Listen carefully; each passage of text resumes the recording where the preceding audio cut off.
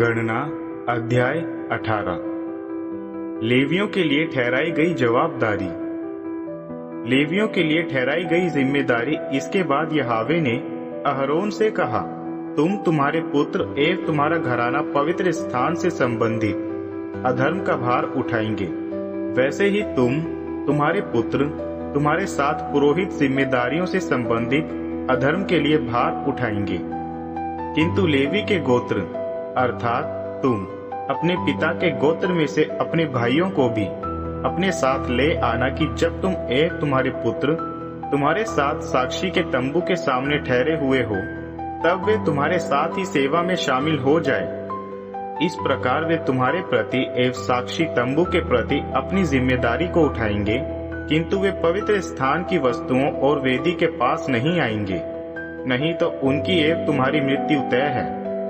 वे तुम्हारे साथ मिलकर मिलन वाले तंबू से संबंधित सभी कार्यों को भी निभाएंगे, किंतु किसी भी अन्य व्यक्ति को तुम्हारे निकट आने की अनुमति नहीं है। पवित्र स्थान एवं वेदी से संबंधित कार्यों को निभाना तुम्हारी जिम्मेदारी है कि इज़राइल के घराने पर दोबारा क्रोध न आने पाए। यह ध्यान रहे, स्वयं मैंने सारे इज़राइल में से तुम्हारे साथी लेवी को अपने लिए अलग कर लिया है। वे तुम्हारे लिए भेंट है। वे यहोवा को समर्पित है कि वे मिलन वाले तंबू से संबंधित सेवाएं समर्पित करते रहे। किंतु तुम तथा तुम्हारे साथ तुम्हारे पुत्र तुम्हारे पुरोहित पद में वेदी से संबंधित कार्य में तुम्हारे सहायक रहेंगे, जबकि तुम इन सेवकों से संबद्ध रहोगे। यह पुरोहित पद तुम्हारे लिए मेरे द्वारा दी गई जिम्मेदारी है। किंतु यदि कोई भी दूसरा व्यक्ति वेदी अथवा पर्दे के निकट जा पहुंचता है, उसके लिए मृत्यु दंड ठहराया गया है। पुरोहितों के अधिकार। इसके बाद यहोवा ने अहरोन पर यह स्पष्ट किया, अब तुम यह भी समझ लो, स्वयं मैंने तुम्हें उन सारी भेंटों का जिम्मेदार नियुक्त किया है जो इज़राइल के घराने के द्वारा मुझे भेंट की जाती हैं। ये सभी मैंने तुम्हें तथा तुम्हारे पुत्रों को हमेशा का अंश बनाकर दे दिया है। यह तुम्हारे लिए निर्धारित अंश होगा जो अति पवित्र भेंटों में से आग से बचा रखी जाती है। यह इज़राइल के घराने के द्वारा प्रस्तुत हर एक भेंट में से तुम्हारा अंश होगा। हर एक अन्न बलि में से, हर एक पाप बलि में से, हर एक दोष बलि में से जो वे मुझे अर्पण करेंगे। तुम्हारे लिए, तुम्हारे पुत्रों के लिए अति पवित्र भेंटें होंगी। तुम इनको अति पवित्र भेंटों के रूप में खाया करोगे। यह हर एक पुरुष के लिए पवित्र अंश होगा। इनके अलावा यह भी तुम्हारा ही अंश होगा, उनके द्वारा अर्पण भेंटें तथा इज़राइल के घराने द्वारा लहर की भेंटें। यह मैंने तुम्हारे लिए तुम्हारे पुत्रों पुत्रियों के लिए तुम्हारे साथ हमेशा का अंश ठहरा दिया है। तुम्हारे घर परिवार का हर एक सदस्य जो सांस्कारिक रीति से पवित्र है, इसको खा सकता है। सारे नए तेल में से सबसे अच्छा, नए दाखरस में से सबसे अच्छा, नई उपज में से पहले फलों में से जो उनके द्वारा यहोवा को अर्पण किए जाते हैं, मैं तुम्हें दे रहा हूँ। इनके देश में जो सबसे पहला पका फल होगा, जिसे वे यहोवा को अर्पण करने के लिए लाते हैं, तुम्हारा होगा। तुम्हारे घर परिवार का हर एक सदस्य जो सांस्कारिक रीति से पवित्र है, इसको खा सकता है। इज़राइल देश में बलि के लिए ठहराई गई हर एक वस्तु तुम्हारी होगी। हर एक जीवधारी का पहलौठा, चाहे वह मनुष्य का हो या पशु का, जिसे वे यहोवा को अर्पण करने लगते हैं, तुम्हारा होगा। फिर भी मनुष्य का पहलौठा तुम दाम लेकर छोड़ दोगे, वैसे ही अपवित्र घोषित पशुओं के पहलौठों को भी तुम दाम लेकर छोड़ देना। 1 महीने के ऊपर की आयु के पशु के लिए तुम अपने आकलन के आधार पर छुड़ाने का मूल्य तय करोगे, जो पवित्र स्थान की तौल के अनुसार चांदी के 5 शेकेल होंगे, जो 20 घेरा के बराबर होता है। किंतु बैल, भेड़ अथवा बकरी के पहलौठे को दाम लेकर मत छोड़ना। ये सब पवित्र पशु हैं। तुम इनका रक्त वेदी पर छिड़कोगे तथा उनकी चर्बी अग्नि बलि में जला दोगे, जो यहोवा के सामने सुखद सुगंध हो जाएगा।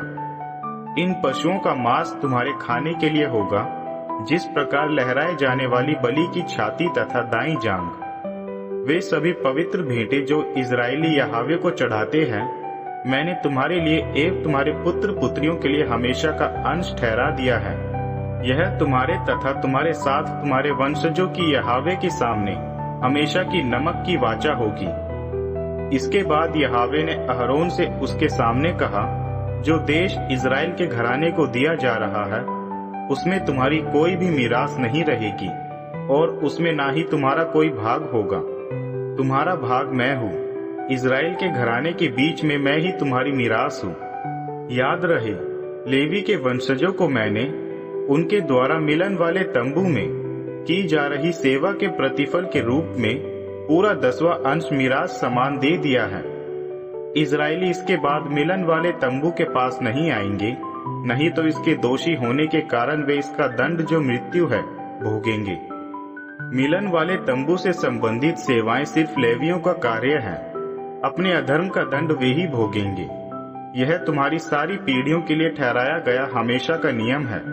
इज़राइल के घराने के बीच उनके लिए कोई भी हिस्सा नहीं बांटा है, क्योंकि इज़राइलियों का 10वां अंश जो वे भेंट के रूप में यहोवा को चढ़ाते हैं मैंने लेवियों को दे दिया है। इसलिए मैंने उनके विषय में यह कहा है, इज़राइल के घराने के बीच में उनके लिए कोई भी हिस्सा नहीं रखा गया है। इसके बाद यहोवा ने मूसा को आज्ञा दी, इसके अलावा तुम लेवियों को यह सूचित करोगे, जब तुम इज़राइल के घराने से वह 10वां अंश ग्रहण करते हो जो मैंने उनसे लेकर तुम्हें तुम्हारे हिस्से के रूप में दिया है, तब तुम उसमें से एक अंश यहोवा को भेंट करोगे, 10वें अंश में से 10वां अंश।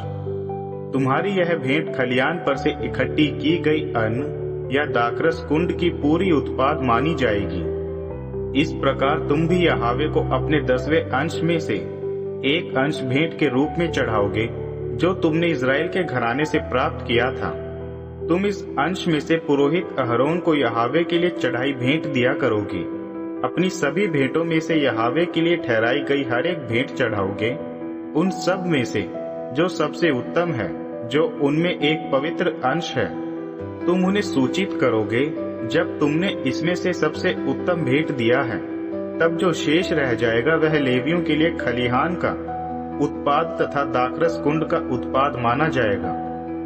तुम इसको कहीं भी खा सकते हो, तुम तथा तुम्हारे घर परिवार, क्योंकि यह मिलन वाले तंबू के लिए तुम्हारे द्वारा की जा रही सेवा के बदले में होगा। जब तक तुम इसमें से सर्वोत्तम भेंट करते रहोगे, तुम दोषी नहीं पाए जाओगे, किंतु तुम किसी भी रीति से उन पवित्र भेंटों को अपवित्र नहीं करोगे जो इज़राइल के घराने के द्वारा चढ़ाई गई है, नहीं तो तुम्हारी मृत्यु निश्चित है।